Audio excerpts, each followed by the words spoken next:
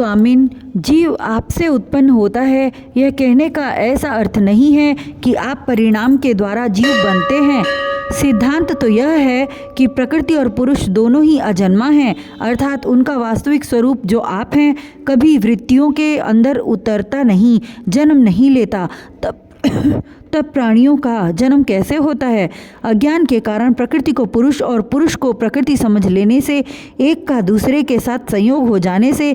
जैसे बुलबुला नाम की कोई स्वतंत्र वस्तु नहीं है, परंतु उपादान कारण जल और निमित्त कारण वायु के संयोग से उसकी सृष्टि हो जाती है। प्रकृति में पुरुष और पुरुष में प्रकृति का अध्यास एक में दूसरे की कल्पना हो जाने के कारण ही जीवों के विविध नाम और गुण रख लिए जाते हैं।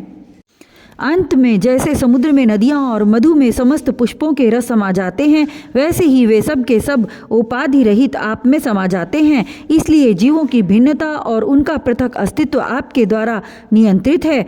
उनकी पृथक स्वतंत्रता और सर्वव्यापकता आदि वास्तविक सत्य को न जानने के कारण ही मानी जाती है। भगवान, सभी जीव आपकी माया से भ्रम में भटक रहे हैं, अपने को आपसे पृथक मानकर जन्म मृत्यु का चक्कर काट रहे हैं, परंतु बुद्धिमान पुरुष इस भ्रम को समझ लेते हैं और संपूर्ण भक्ति भाव से आपकी शरण ग्रहण करते हैं, क्योंकि आप जन्म मृत्यु के चक्कर से छुड़ाने वाले हैं। यद्यपि शीत, ग्रीष्म और वर्षा इन तीनों भागों वाला कालचक्र आपका भूविलास मात्र है, वह सभी को भयभीत करता है, परंतु वह उन्हीं को बार बार भयभीत करता है जो आपकी शरण नहीं लेते। जो आपके शरणागत भक्त हैं, उन्हें भला जन्म मृत्यु रूप संसार का भय कैसे हो सकता है? अजन्मा प्रभो, जिन योगियों ने अपनी इंद्रियों और प्राणों को वश में कर लिया है, वे भी जब गुरुदेव के चरणों की शरण न लेकर उच्छृंखल एवं अत्यंत चंचल मन को, तुरंग को अपने वश में करने का प्रयत्न करते हैं, तब अपने साधनों में सफल नहीं होते। उन्हें बार बार खेद और सैकड़ों विपत्तियों का सामना करना पड़ता है। केवल श्रम और दुख ही उनके हाथ लगता है। उनकी ठीक वही दशा होती है जैसी समुद्र में बिना कर्णधार की नाव पर यात्रा करने वाले व्यापारियों की होती है। तात्पर्य यह है कि जो मन को वश में करना चाहते हैं, उनके लिए कर्णधार गुरु की अनिवार्य आवश्यकता है। भगवान, आप अखंड आनंद स्वरूप और शरणागतों के आत्मा हैं। आपके रहते स्वजन, पुत्र, देह, स्त्री, धन, महल, पृथ्वी, प्राण और रथ आदि से क्या प्रयोजन है? जो लोग इस सत्य सिद्धांत को न मानकर, न जानकर स्त्री पुरुष के संबंध से होने वाले सुखों में ही रमे रहते हैं, उन्हें संसार में भला ऐसी कौन सी वस्तु है जो सुखी कर सके? क्योंकि संसार की सभी वस्तुएं स्वभाव से ही विनाशी हैं, एक न एक दिन मटिया मेट हो जाने वाली हैं। और तो क्या, वे स्वरूप से ही सारहीन और सत्ताहीन हैं। वे भला क्या सुख दे सकती हैं? भगवान, जो ऐश्वर्य, लक्ष्मी, विद्या, जाति, तपस्या आदि के घमंड से रहित हैं, वे संत पुरुष इस पृथ्वी तल पर परम पवित्र और सबको पवित्र करने वाले पुण्यमय सच्चे तीर्थ स्थान हैं, क्योंकि उनके हृदय में आपके चरणारविंद सर्वदा विराजमान रहते हैं। और यही कारण है कि उन संत पुरुषों का चरणामृत समस्त पापों और तापों को सदा के लिए नष्ट कर देने वाला है। भगवान, आप नित्य आनंद स्वरूप आत्मा ही हैं, जो एक बार भी आपको अपना मन समर्पित कर देते हैं, आप में मन लगा देते हैं, वे उन देह गेहों में कभी नहीं फंसते जो जीव के विवेक, वैराग्य, धैर्य, क्षमा और शांति आदि गुणों का नाश करने वाले हैं। वे तो बस आप में ही रम जाते हैं। भगवान, जैसे मिट्टी से बना हुआ घड़ा मिट्टी रूप ही होता है, वैसे ही सत से बना हुआ जगत भी सत ही है।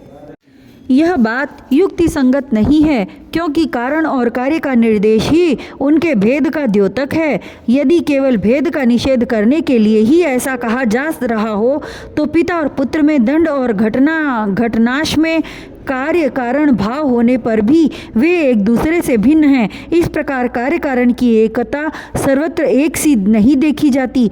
यदि कारण शब्द से निमित्त कारण न लेकर केवल उपादान कारण लिया जाए, जैसे कुंडल का सोना, तो भी कहीं कहीं कार्य की असत्यता प्रमाणित होती है। जैसे रस्सी में सांप, यहाँ उपादान कारण के सत्य होने पर भी उसका कार्य सर्प सर्वथा असत्य है। यदि यह कहा जाए कि प्रतीत होने वाले सर्प सर्प का उपादान कारण केवल रस्सी नहीं है, उसके साथ अविद्या का भ्रम का मेल भी है।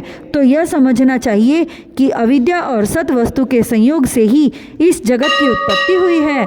इसलिए जैसे रस्सी में प्रतीत होने वाला सर्प मिथ्या है, वैसे ही सत वस्तुओं में अविद्या के संयोग से प्रतीत होने वाला नाम रूपात्मक जगत भी मिथ्या है। यदि केवल व्यवहार की सिद्धि के लिए ही जगत की सत्ता अभिष्ट हो तो उसमें कोई आपत्ति नहीं, क्योंकि वह पारमार्थिक सत्य न होकर केवल व्यावहारिक सत्य है। यह भ्रम व्यावहारिक जगत में माने हुए काल की दृष्टि से अनादि है और अज्ञानी जन बिना विचार किए पूर्व के भ्रम से प्रेरित होकर अंध परंपरा से इसे मानते चले आ रहे हैं। ऐसी स्थिति में कर्मफल को सत्य बतलाने वाली श्रुतियाँ केवल उन्हीं लोगों को भ्रम में डालती हैं जो कर्म में जड़ हो रहे हैं और यह नहीं समझते कि इनका तात्पर्य कर्मफल की नित्यता बतलाने में नहीं, बल्कि उनकी प्रशंसा करके उन कर्मों में लगाने में है।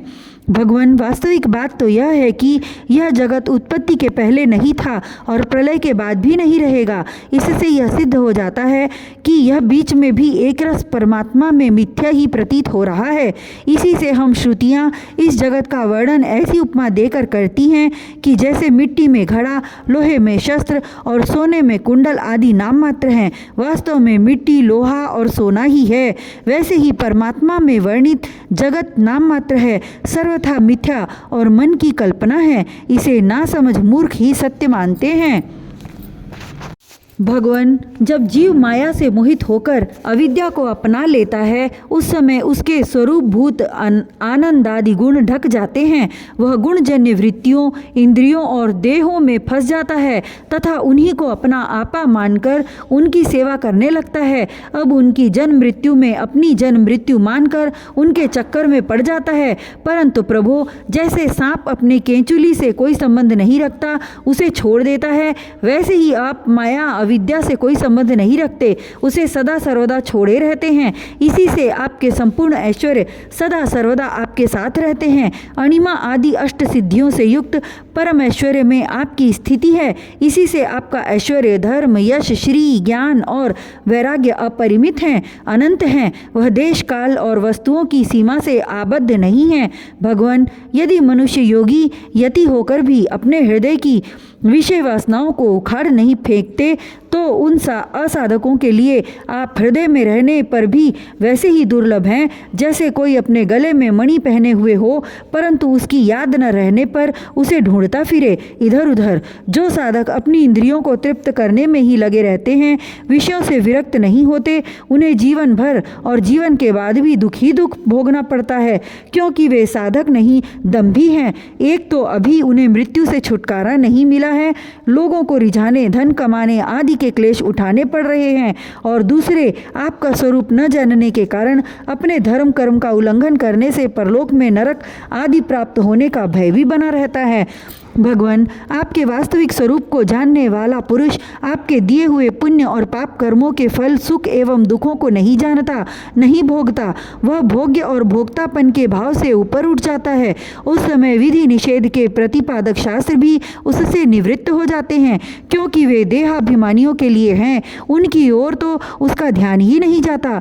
जिसे आपके स्वरूप का ज्ञान नहीं हुआ है, वह भी यदि प्रतिदिन आपकी प्रत्येक युग में की हुई लीलाओं, गुणों का गान सुन सुनकर उनके द्वारा आपको अपने हृदय में बैठा लेता है, तो अनंत अचिंत्य दिव्य गुण गणों के निवास स्थान प्रभो, आपका वह प्रेमी भक्त भी पाप पुण्यों के फल, सुख दुखों और विधि निषेधों से अतीत हो जाता है, क्योंकि आप ही उनकी मोक्ष रूप गति हैं। परंतु इन अज्ञानी और प्रेमियों को छोड़कर और सभी शास्त्र बंधन में हैं तथा वे उसका उल्लंघन करने पर दुर्गति को प्राप्त होते हैं। भगवान, स्वर्ग आदि लोकों के अधिपति इंद्र, ब्रह्मा प्रभृति भी आपकी थाह आपका पार न पा सके, और आश्चर्य की बात तो यह है कि आप भी उसे नहीं जानते, क्योंकि जब अंत है ही नहीं तब कोई जानेगा कैसे। प्रभो, जैसे आकाश में हवा से धूल के नन्हे नन्हे कण उड़ते रहते हैं, वैसे ही आप में काल के वेग से अपने से उत्तरोत्तर 10 गुने 7 आवरणों के सहित असंख्य ब्रह्मांड एक साथ ही घूमते रहते हैं। तब भला आपकी सीमा कैसे मिले? हम श्रुतियाँ भी आपके स्वरूप का साक्षात वर्णन नहीं कर सकती। आपके अतिरिक्त वस्तुओं का निषेध करते करते अंत में अपना भी निषेध कर देती हैं और आप में ही अपनी सत्ता खोकर सफल हो जाती हैं। भगवान नारायण ने कहा, देवर्षे, इस प्रकार सनकादि ऋषियों ने आत्मा और ब्रह्मा की एकता बतलाने वाला उपदेश सुनकर आत्मस्वरूप को जाना और नित्य सिद्ध होने पर भी इस उपदेश से कृतकृत्य से होकर उन लोगों ने सनंदन की पूजा की। नारद, सनकादि ऋषि सृष्टि के आरंभ में उत्पन्न हुए थे, अतः वे सबके पूर्वज हैं। उन आकाशगामी महात्माओं ने इस प्रकार समस्त वेद पुराण और उपनिषदों का रस निचोड़ लिया है। यह सबका सार सर्वस्व है। देवर्षे, तुम भी उन्हीं के समान ब्रह्मा के मानस पुत्र हो, उनकी आज्ञा संपत्ति के उत्तराधिकारी हो। तुम भी श्रद्धा के साथ इस ब्रह्म विद्या को धारण करो और स्वच्छंद भाव से पृथ्वी में विचरण करो। यह विद्या मनुष्यों की समस्त वासनाओं को भस्म कर देने वाली है। श्री सुखदेव जी कहते हैं, परीक्षित, देवर्षि नारद बड़े संयमी, ज्ञानी, पूर्ण काम और नैष्ठिक ब्रह्मचारी हैं। वे जो कुछ सुनते हैं उन्हें उसी की धारणा हो जाती है। भगवान नारायण ने उन्हें जब इस प्रकार उपदेश किया तब उन्होंने बड़ी श्रद्धा से उसे ग्रहण किया और उनसे यह कहा। देवर्षि नारद ने कहा, भगवान, आप सच्चिदानंद स्वरूप श्री कृष्ण हैं। आपकी कीर्ति परम पवित्र है। आप समस्त प्राणियों के परम कल्याण मोक्ष के लिए कमनीय कलावतार धारण किया करते हैं। मैं आपको नमस्कार करता हूँ। परीक्षित, इस प्रकार महात्मा देवर्षि नारद आदि ऋषि भगवान नारायण को और उनके शिष्यों को नमस्कार करके स्वयं मेरे पिता श्री कृष्ण द्वैपायन के आश्रम पर गए। भगवान वेद व्यास ने उनका यथोचित सत्कार किया। वे आसन स्वीकार करके बैठ गए। इसके बाद देवर्षि नारद ने जो कुछ भगवान नारायण के मुँह से सुना था वह सब कुछ मेरे पिताजी को सुना दिया। राजन, इस प्रकार मैंने तुम्हें बतलाया कि मन वाणी से अगोचर और समस्त प्राकृत गुणों से रहित पर ब्रह्म परमात्मा का वर्णन श्रुतियाँ किस प्रकार करती हैं और उसमें मन का कैसे प्रवेश होता है। यही तो तुम्हारा प्रश्न था। परीक्षित, भगवान ही इस विश्व का संकल्प करते हैं तथा उसके आदि, मध्य और अंत में स्थित रहते हैं। वे प्रकृति और जीव दोनों के स्वामी हैं। उन्होंने ही इसकी सृष्टि करके जीव के साथ इसमें प्रवेश किया है और शरीरों का निर्माण करके वे ही उसका नियंत्रण करते हैं। जैसे गाढ़ निद्रा सुषुप्ति में मग्न पुरुष अपने शरीर का अनुसंधान छोड़ देता है, वैसे ही भगवान को पाकर यह जीव माया से मुक्त हो जाता है। भगवान ऐसे विशुद्ध केवल चिन्ह मात्र तत्व हैं कि उनमें जगत के कारण माया अथवा प्रकृति का रत्ती भर भी अस्तित्व नहीं है। वे ही वास्तव में अभय स्थान हैं। उनका चिंतन निरंतर करते रहना चाहिए।